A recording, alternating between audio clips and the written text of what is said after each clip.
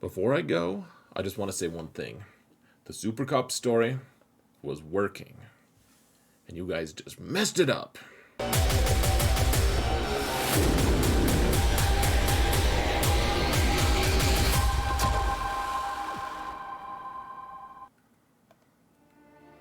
Hello everyone, and welcome to another episode of Xaereth Prevails, a Grand Arena story. We're in match 3 up against a really good opponent. We've got speed hacks here because we need to on every level. Even in ships, I have a speed hack for you guys. Lots of cool stuff. So, here's the situation. Facing McTucker, who is an ex-guildmate from Hail Nova.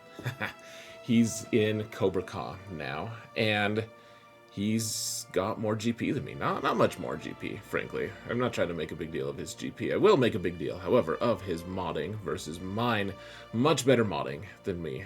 And that's a thing that I've been addressing a lot, guys. I've been really working on trying to get better mods, but it's a slow work in progress. I mean, the mods that I have right now are a result of after over, 5 to 6 years of playing this game at this point. And so it's not going to be an overnight transformation unless I spend ruinous amounts of money, which I would prefer not to. He's also got a lot more relics than me. And the way you can tell, guys, it's not just that he has more relic levels. Look at how many relic 8s specifically he has than me. How many he has? It's double, over double. And then it's not like he just upgraded all of his relic 7s and they're just gone now. He also has a bunch of relic 7s more than me. And not quite double, but still quite a few. And he even has more relic 9s, so on every level.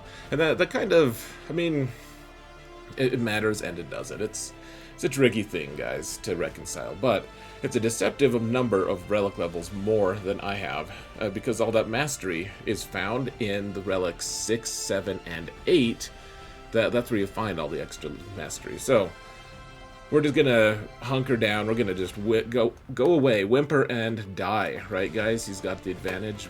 That's what we do. We just capitulate. We lose.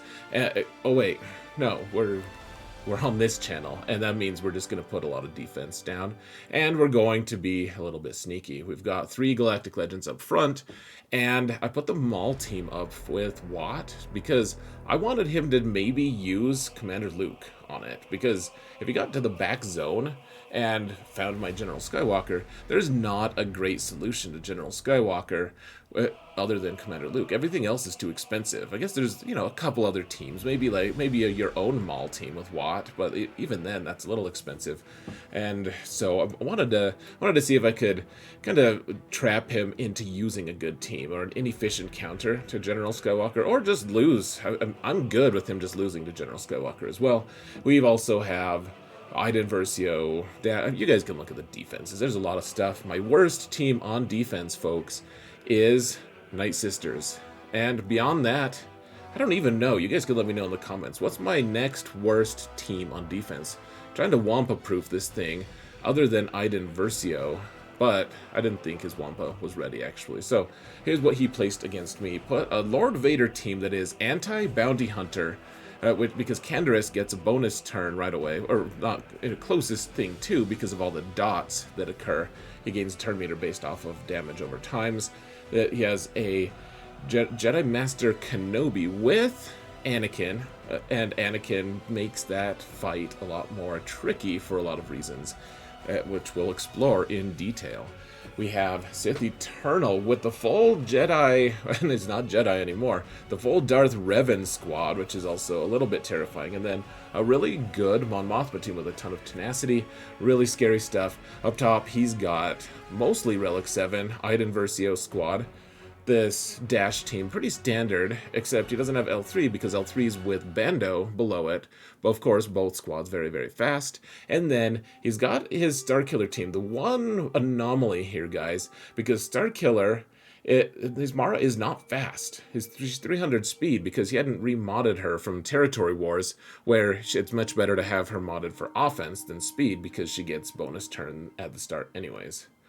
So before we get into this amazing match, this amazing display of GAC prowess, guys, I want to remind you to please like, subscribe, comment, do something to help mount the algorithm. We can't do it we can't do it alone. We have to mount the algorithm together. And I really appreciate you guys so much. It's a free way to support this channel, and you guys have been doing it. I think you're swell. So, and if you want an algorithm shirt, guys, there is merchandise available. You guys can check below on YouTube. There absolutely is an entire store full of shirts and Xaereth paraphernalia that you guys can pick up. I haven't been pushing my merch, but maybe I should. Anyways, that being said, let's jump into the actual fighting, shall we? Seems like a good idea to me. Let's do it to it, guys.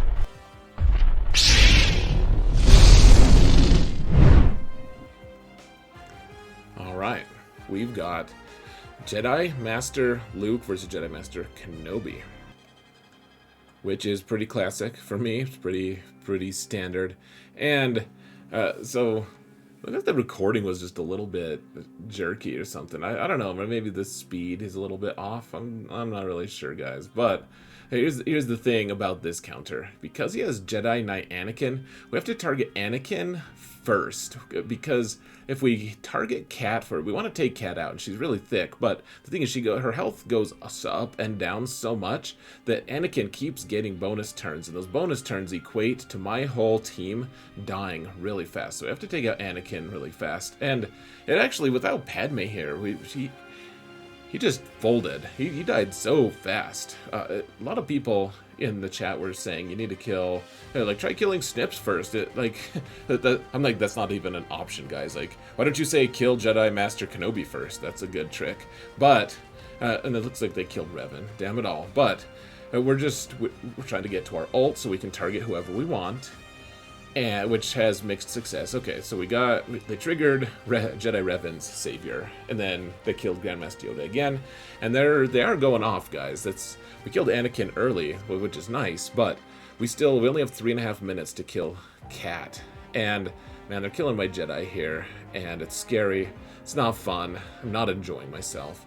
But we did get Mark on Kat. We've already triggered Savior on Anakin, which is nice. All right, cool. They killed Revan, and they killed Grandmaster Yoda, which is nice. It's nice for us. Look at Grandmaster Yoda. He can't target whoever he wants, guys. He doesn't have Master's training, because we talked about that a while ago. I was wondering why some character or why some people were able to target outside of, why they were able to keep that buff, and because when he pops his ult, if someone's dead, they don't get the locked buff. So that's what happens. Anyways, we killed Kat, and then I fast forwarded it because you guys didn't need to see that. All right, now let me just rewind a little bit here, guys. This is important stuff. We got 71 there. All right, so here's the thing, guys. We've been experimenting with a lot of different counters to Lord Vader lately, and so this is the next one. We're not using Zam. This is the title fight, actually, folks. This is important stuff, though. It's all very technical, I'm sure. But here's the thing. Lord Vader, of course, goes first. He's faster than any of my bounty hunters by a mile, even if I had Zam. But we're not taking Zam here, because here's the thing. He has a tricky way of getting Maul to use his frenzy ability twice in a row. So first off, Lord Vader's going to use his special, and that'll trigger Maul. He'll do his AoE. And then Canderous is going to go, because of all the dots that were applied by Lord Vader. So Maul is going to get his attacks, his big hits, right away. The way we mitigate that is with Beskar Mando interjecting. So we're not fast. None of our, we're all kind of like Bossk and Grief or have kind of a lot of speed, but otherwise, no one else here has a lot of speed. We're just relying on Beskar Mando to kind of hold the Rancor's jaws open, so to speak. Like keep him from closing the jaws, and you guys will see it's a kind of cool concept. Like Arnold actually did a video on this recently as well. This has been around for a little bit, but it's still a cool idea. So, all right, we immediately get that bonus turn, and now he hits Fennec, he hits Bossk a little bit, and so Maul goes in and he flails around a bit, and we're all alive now, guys. We're all alive. Thank you. How are you? So we have to call a mass assist here, guys. And I'm trying to think, like, what exactly, how exactly should we do this? Like, I think maybe I could have done this a little bit better, but one way or another. All right, we don't have any dots. We have our contract. We gotta kill that one person who's blocking us, which is Royal Guard, because he's gonna be really tough to kill with just bounty hunters, especially because we don't have Zam's boosts and everything. Okay, so we have Thrawn, also fractured Bosk, which is by design. I had him taunting there. Then we kill Maul off. We may as well, like, who do we kill first? Like, can we take out Thrawn? He's got more defense, I think, when he's fracturing someone. But we can call him mass assist. Fennec is the engine of destruction here. And so Fennec kills Canderous because he decided to take several shots at her.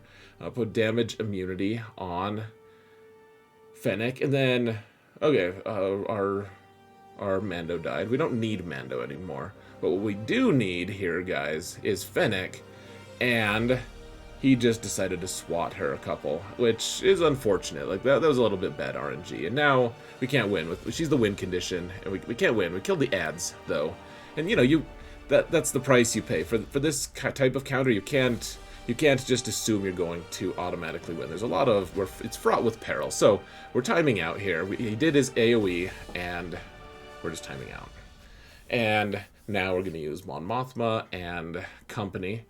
And so I mean, you guys have seen me do this a lot too. So being consistent with my videos this season, at the very least, we're just going to fast forward the things that you guys don't need to see. I mean, if you want to slow it down, you can. Absolutely.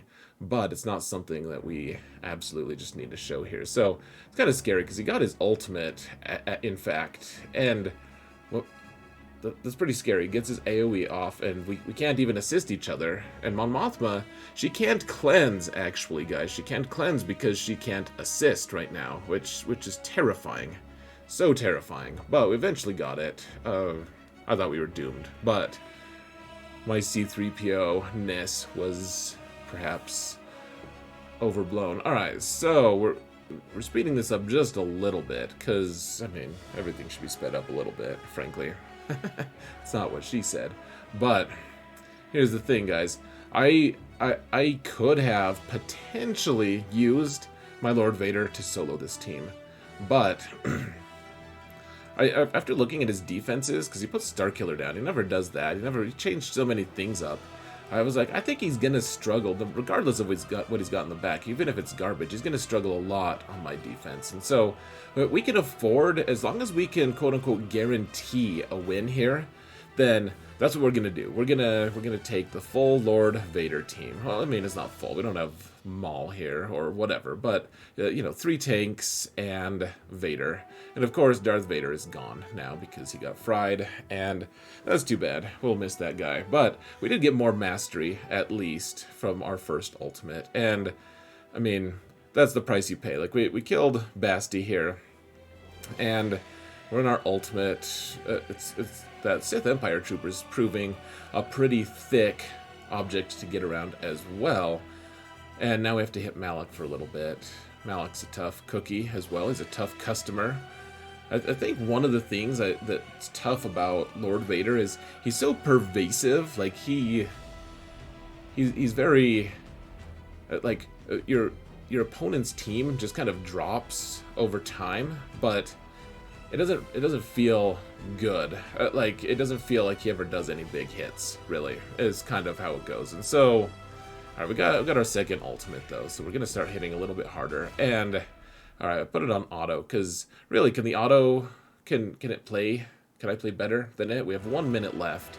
We still have to kill a thick Malak and Sith Eternal, who's also very well modded. And they're just going to spam the specials just like I would. So I may as well just let the auto mash buttons for me. And I don't know, I'm not convinced that I would have been able to clear this with a solo. And if I had tried to solo it, it would have been a mess. Like, we would have lost a Galactic Legend for nothing. So, alright, we got the kill. Dropped 12 banners, but that's fine. Alright, here's the next speed hack. You guys have seen this before. We just take Shaak T as a passenger. She's just on a ride along, folks. And what happens is, even if they hit her, which was this moment, it was kind of scary actually. They all hit Shaak T because we don't have a pre-taunt from Wrecker, because we don't have Omega on the team anymore because Shaak T's there. But she gains 20% turn meter regardless of who they hit.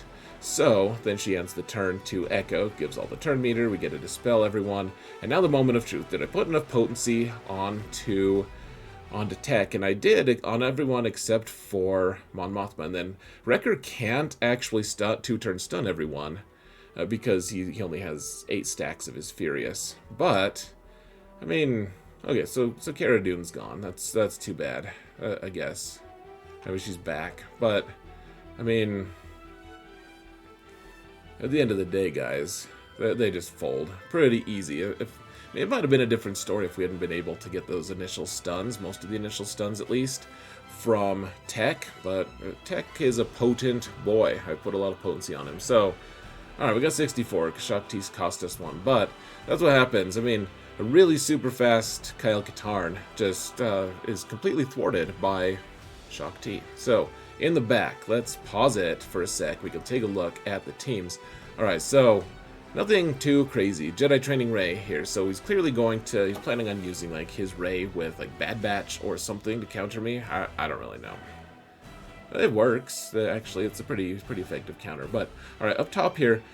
So here's the thing, guys. His Mara Jade is only like 305 speed, something like that. So that makes her like 375 speed, which means my Moff Gideon is faster than them. Like, usually you have to do something weird with like Watt to hack the speed, and that works really nicely. Actually, I'll show you guys that in coming weeks. I'm sure. There's all sorts of things on my to-do list, but that means we get to go first. We can reduce their turn meter, and I mean, this isn't like a sneaky count. Like this team isn't anything too crazy. Look at Gideon though. He's just, go home, Gideon. You're drunk.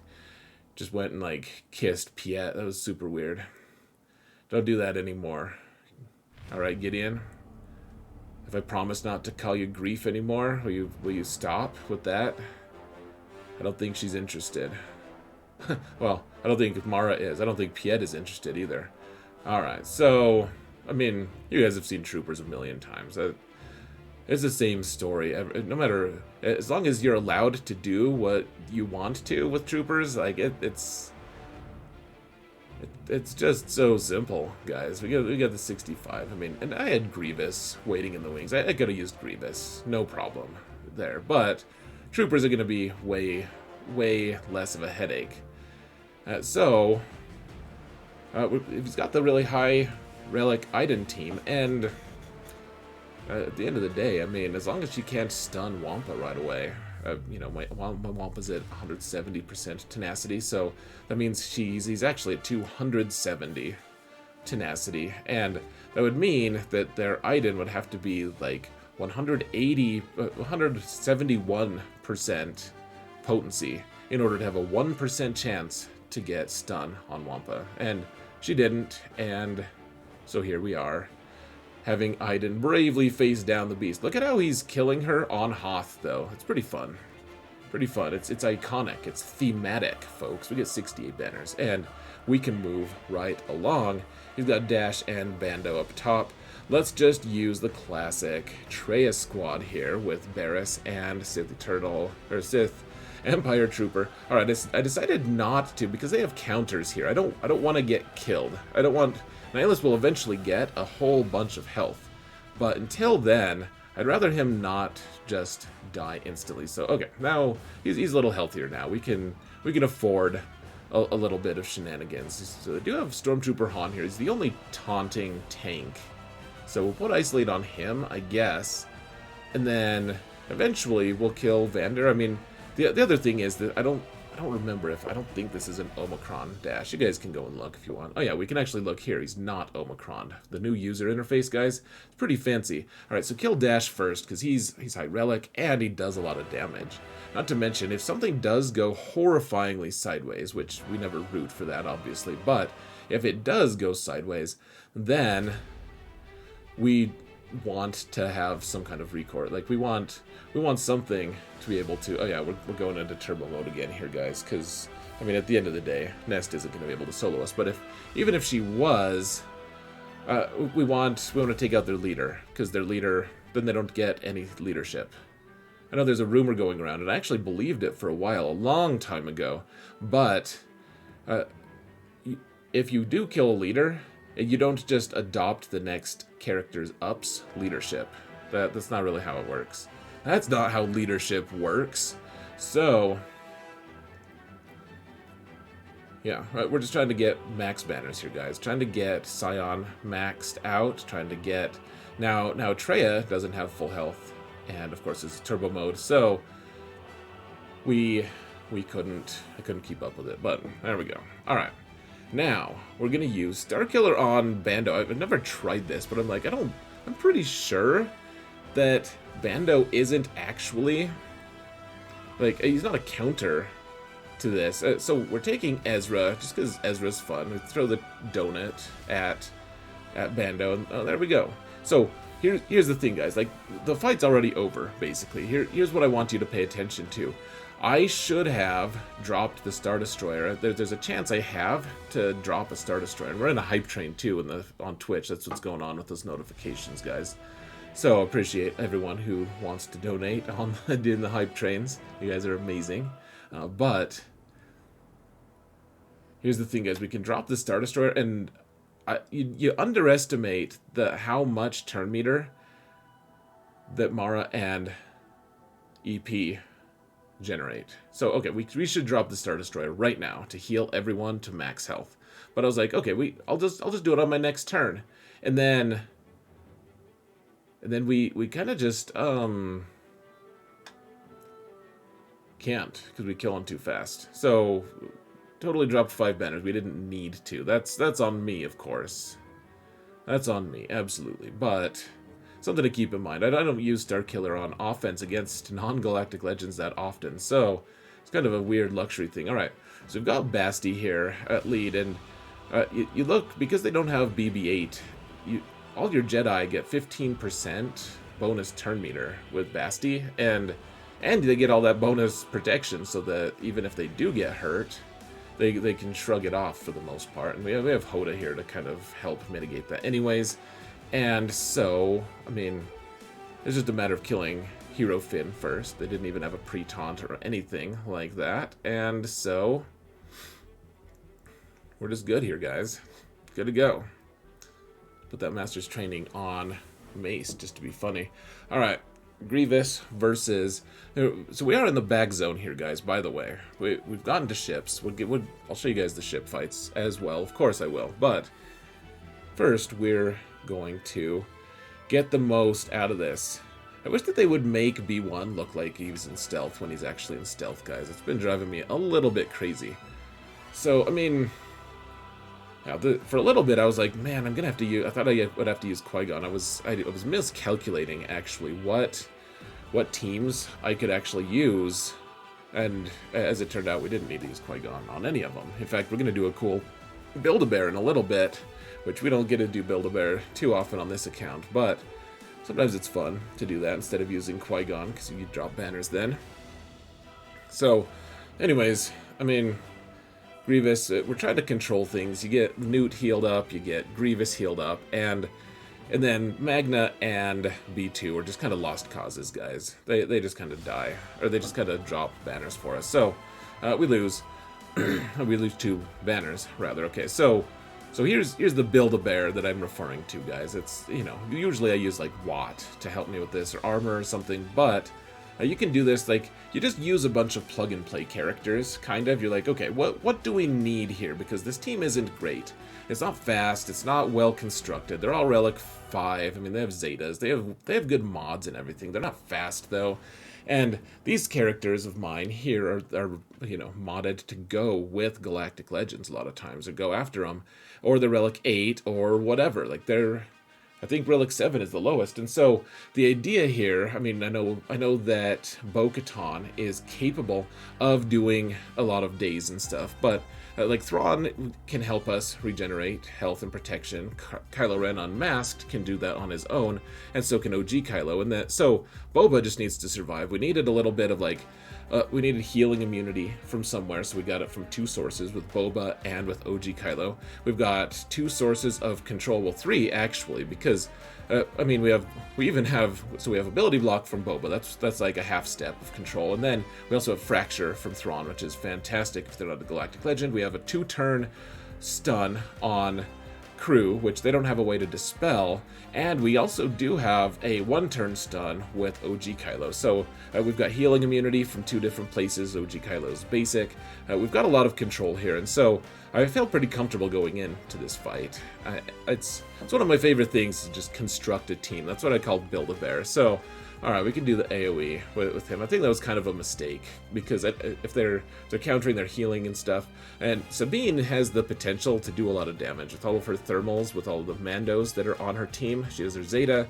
It can be kind of a mess. So the idea here is just to try to take her out as quick as we can. So, all right, we got healing immunity on here.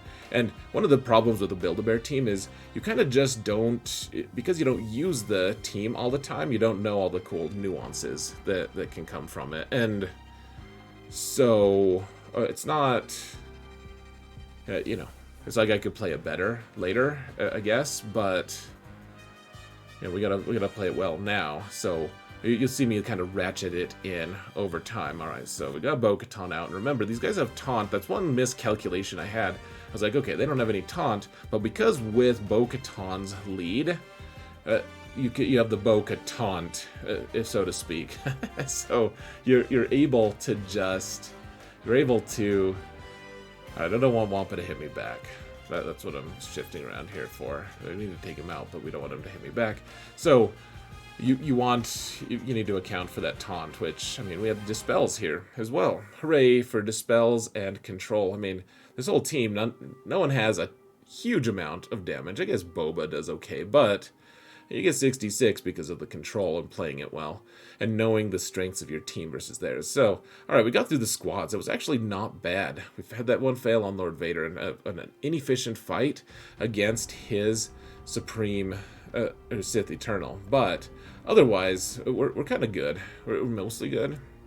Here, so here's the fleets that we're going to be facing. So he kept Executor, which is, I mean, I put Executor on defense, so we're kind of matched. He'll get good banners against that if he chooses to attack. So you know, the question is, what are we going to use on what? And so we have a speed hack here, folks. I think first though, we're going to focus, we're just going to use Negotiator on his Executor, because he doesn't have TIE Bomber to start with. And even though his Vader's TIE Fighter is faster, well, he's not faster, he's faster than Negotiator.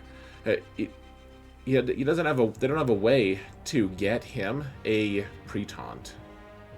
So, one thing that I will note, guys, is my first hit with 5s actually hit the Sith Bomber, because I did not want Sith Bomber to taunt, so that I needed to do the AoE from Negotiator onto his Vader. The only way this works is because he doesn't have the TIE Bomber. With the TIE Bomber here, guys, it gets a lot tougher, because Vader goes, he puts target lock on me that's undispellable, and then I can't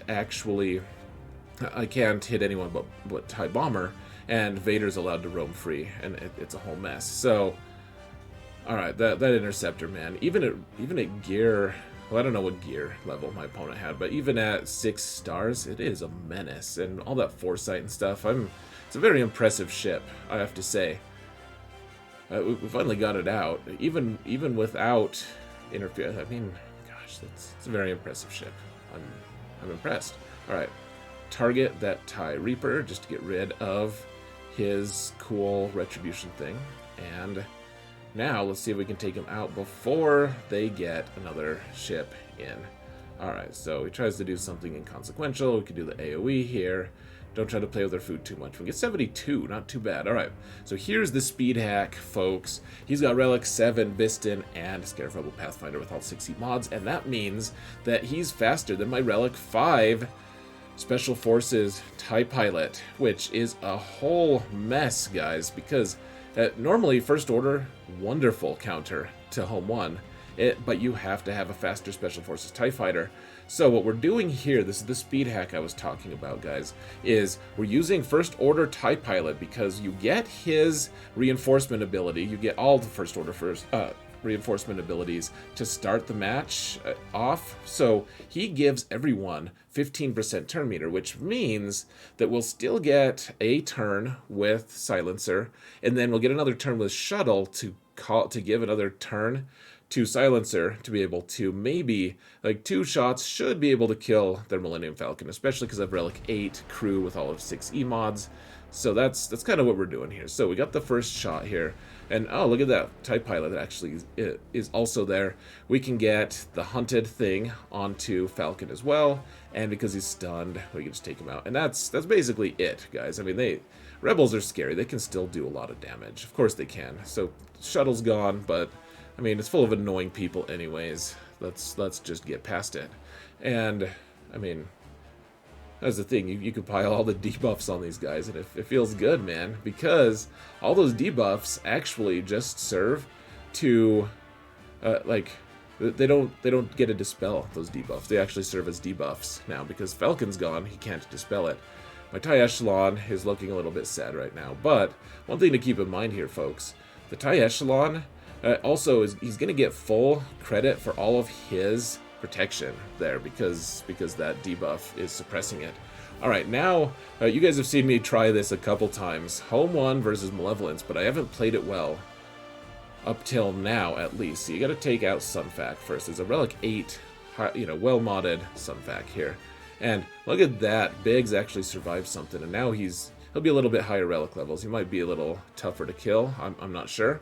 Hopefully, but so now we're taking Cassian in. We're not messing around with another tank. Need to kill the Hyena Bomber because even if we do fail here, guys, even if their spy comes in and we struggle to take out the spy, then I'm trying to debate: should I kill the vulture that we need to kill, like the starting vulture, or should we take out the spy first? So that's what we're debating, or what I'm debating right now. But even if we do fail, that Hyena Bomber is so key to the success of everything here. So, all right, let's get rid of some of these buffs here, and I just want Falcon to assist on the spy is what I want. But okay, we can get target lock here. Let's do the wiggle because we don't want him to target us. All right, so now we don't want to kill all these vultures really. Like we'll heal up a little bit. But we don't want to kill all of them, really, because it gives turn meter and whatever. It gives good things to the Malevolence, and we don't want that. So, anyways, Spy eventually poked its head out. We were able to snap it off, and actually, check out that score, guys.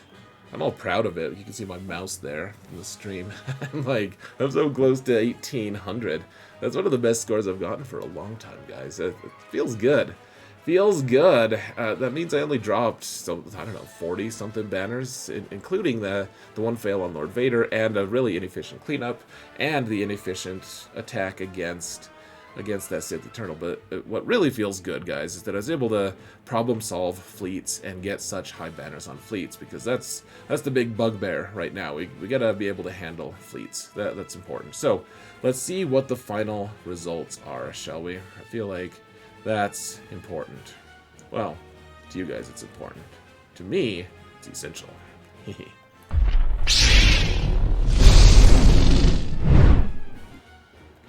Alright, and a kind of anticlimactic, guys. He attacked once, killed a team. I don't even know what team, actually, because I didn't bother to go out, because I had someone who was going to message me. You can't have my phone at work, and so someone messaged me, and they said, oh, he only attacked once, and that's it. Now the time's up, so no screenshots, no idea what team he killed. But clearly, ran out of time or something. Kind of anticlimactic. I mean, you want feedback on your defenses, especially because I had such a good score. I wanted to see what was going to happen. But, I mean, no shade on him. If he doesn't want to attack, that's fine. I'll take the win.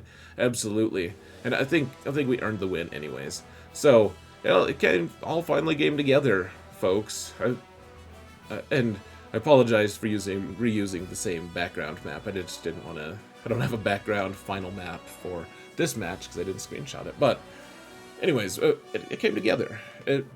All these things that we've been working on. I mean, the defense would have bailed us out, but he put a pretty tough defense and countered a lot of the things that I would traditionally struggle to counter. And I managed to get through. That was kind of messy at times, but I was able to find cheaper counters to a lot of the things that he threw at me. And so now we're in the top 200 again. We're number 190, and I feel like this week was a really good week for me. I played really well on my 2 alts, and I won all 3 matches on both of those accounts. And this one, I'm not saying I should have won the middle match, but no, not even a but. I'm not saying that I should have won the middle match.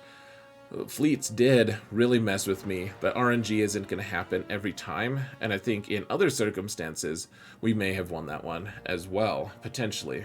My opponent wanted the win there, though, so no, whatever. Nothing weird. So, can we keep gaining momentum, folks? That's the question. It's been coming together. It's been good. I have some ideas for defense moving forward, though, of course, we're going to have to tailor that to whatever my opponent's predilections are, and what their tendencies are on offense. So who knows exactly what's going to happen. I do have some good plans, though. I hope we're gaining momentum, folks. I felt like this season was going to be like our season, so to speak, but who knows? I would love to see how far we can climb. Maybe we're just destined to float around in the top 200, 300, whatever, forever. And if that's the case, that's fine. My account is only the 900th biggest account in the game, and if I'm in the top 200, that means that we're punching way above our weight level. So, happy enough, guys. That being said, I've rambled long enough. I'm gonna let you go.